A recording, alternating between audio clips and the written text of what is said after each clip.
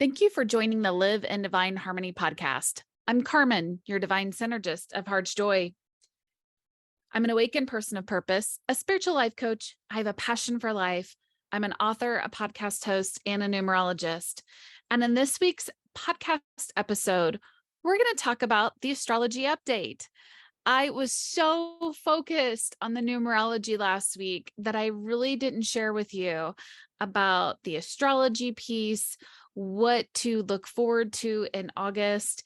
And especially in this episode, we're going to talk about the Lionsgate portal energy, as well as, y'all, it's almost time for another pre-shadow, or for I should say, Mercury retrograde. So thank you for tuning in. Always be sure to like, subscribe, and share as well.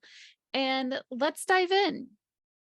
So last week I shared the numerology and energy update for August. And in there, I talked about how the energies for August, it's a powerful month and it's a volatile month as well. And it's also expansive. And so anytime we talk about expansion can go either way. Expansion can be where you're expanding, maybe focused on the good, or you're so focused on what's going wrong. So whatever you're focused on during August is what's going to continue to expand. Now, this is especially during this Lionsgate portal energy, and we tend to focus Lionsgate on August 8th. So let's talk about first, what is this Lionsgate portal energy? Why do you care? And how to really work with these energies. So the Lionsgate portal, it's activated by the rising star Sirius. And Sirius, however you'd like to pronounce that. This portal gateway, if you will, it actually started at the end of July and it goes through mid-August. We tend to actually celebrate Lionsgate on 8/8 because of a couple of reasons. One, because of the numerology, which we're going to talk about here in a minute. And the second is because that's when the sun reaches the halfway point of the Leo zodiac, also known as the peak of Lion energy.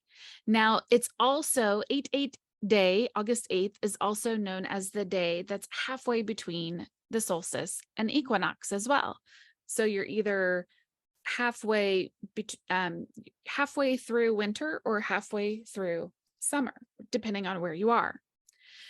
So Sirius is one of the brightest stars in the sky, and it's also known as our spiritual sun.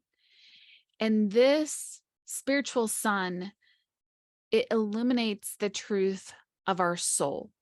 So again, going within during this time, during this Lionsgate energy, this gives us an opportunity to manifest our true dreams. What is it that your soul is calling you to do? Are you allowing your ego and your fears to get in the way? We all do that, including myself. We're human. And, sometimes we get in our way of truly having that full life that we've wanted because we're afraid to stretch ourselves, to think outside the box, to go outside the box, whatever that looks like for you. And again, having the awareness of what that is for you that's going to be key for you to shift it during this time. So start to ask yourself, if you haven't already, what is it that your soul wants, that your spirit wants? Because it's probably vastly different than what you're experiencing right now, or what you think at a cognitive level you may want. Now, when we talk about the numerology for Lionsgate, and let's just focus on August 8th, that 8 energy is magnified, it's a powerful energy. It's about leadership and abundance. When you put an 8 on its side, it looks like that yin yang or harmony, the ebb and flow, which to me is energy, right? Because energy, it vibrates at different levels. And so different frequencies. And so there's an ebb and flow in between there. And this also, this energy during this 8-8 energy, if you will, it allows us to receive what we've truly been working towards. So I want you to start to think back, especially with the eclipse season that we had in April and May. I want you to think back, what were you experiencing during that time? And maybe there was some confusion during that time. And that's all going to start to come together for you. And always remember that it's going to look different than how you imagined it, or maybe what you wanted. And it's always going to be 10 times better as well than what you had imagined. So if you can, and you can, I'm going to rephrase that. You get to choose to take the time on August 8th to really focus on that manifestation. And I love rituals. So, what does that ritual look like for you? I will share a ritual in our online community, so that everybody in there can use that ritual to really, truly harness and work with these energies. So, another question, which I find is helpful throughout the day, throughout your weeks, is to always check in and ask yourself, what frequency are you vibrating at? Where are you finding yourself? Remember, your body is always the last to shift, which means that what you're experiencing will always be the last to shift as well.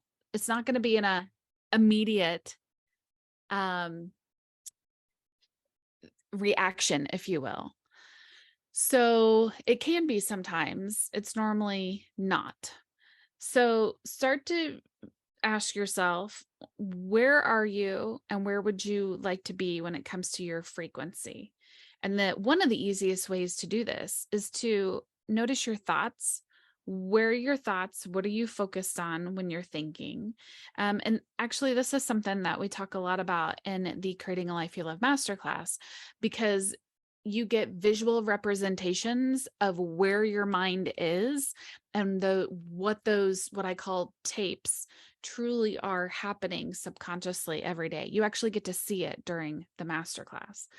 So if you haven't been checking in and asking yourself, what frequency are you vibrating at? Highly encourage you to start to do that right now. Now, if you work with crystals, what was coming up for me was during this time of the Lionsgate portal is to focus on citrine, tiger's eye, and selenite. I do have all of those available in my store as well. But to use those in your meditation time, I actually carry a little bit of citrine in my wallet with me. So again, everybody uses crystals a little differently. So however that's going to look for you, it could be the jewelry that you wear, or if you carry the pocket stones with you, use it in your meditation. So keep that in mind for those of you who do work with crystals, energy stones. Now, on August 3rd, I mentioned it's almost time for Mercury retrograde. And on August 3rd, this is the pre-shadow to Mercury retrograde. And the actual retrograde is going to start on August 23rd. I like to look at the pre-shadow phase. There's always a pre-shadow phase and a post-shadow phase for every planet. And so the pre-shadow is the lead in. And so think of it as your trip starts on August 23rd and you have a lead in time period where you're making arrangements for your animals, your kids, you're packing, you're figuring out what to pack, and you're making those plans, those pre-plans ahead of time. And It could even be now you found yourself at the airport and you're on the runway. That is this pre-shadow period. And there are two resources that I faithfully use every Mercury retrograde that help me understand personally what Carmen is going to experience. And I share those in our online community, Creating a Life You Love community. It's a free online community on Mighty Networks where you can go. And I share one of the resources is what questions to journal on during the pre-shadow Mercury retrograde. And it's about a roughly 3-week time frame of this lead up into August 23rd. And then there's a book that I purchase as well called, you guessed it, The Mercury Retrograde, and it's co-authored by Yasmin Boland. And those two resources help me understand what it is that I'm going to learn. What is it that I get to work on during this time? And there's a lot of misunderstanding, if you will, around Mercury retrograde, and all retrogrades is a beautiful time to rewind, redo, rethink. You get to go back over old ground, and it truly is a great learning opportunity. So I'm sharing that with you now so that you can get started on your journals during the pre-shadow Mercury retrograde, so that you can start to understand what is that going to look like. And then closer to Mercury retrograde time, I'll have a whole podcast episode on how to work with those energies here at the end of August. We have a new moon in Leo on August 16th. And this is a great time for you to get crystal clear while you're focused on your manifestations. Something I do want to point out that a lot of people are not aware of. Go back to the full moon in Leo and see what was it that you were letting go during that full moon in Leo. And this now new moon in Leo allows you the opportunity to receive those blessings, and the two are always connected. So when you go back to a full moon in whatever sign, then go to that new moon in that sign, and that's how they work in tandem with each other. And I love how the new moon, like August is set up so beautiful because we started with a full moon on the 1st, super full moon, I may add. And then we have a new moon mid-month, and then we're going to end it with a super full moon in Pisces on August 30th. Now, it is called a blue moon because there's 2 moons in 1 month. And this is going to be a great time for opportunities. You're going to experience a lot of opportunities, and you could have a second chance as well. And it's also another chance to let go in August. So why do I say that you could have a second chance? Well, the day before, August 29th, Uranus moves retrograde, and it's going to go it'll be in retrograde through January 27th. And that gives us now 7 planets in retrograde.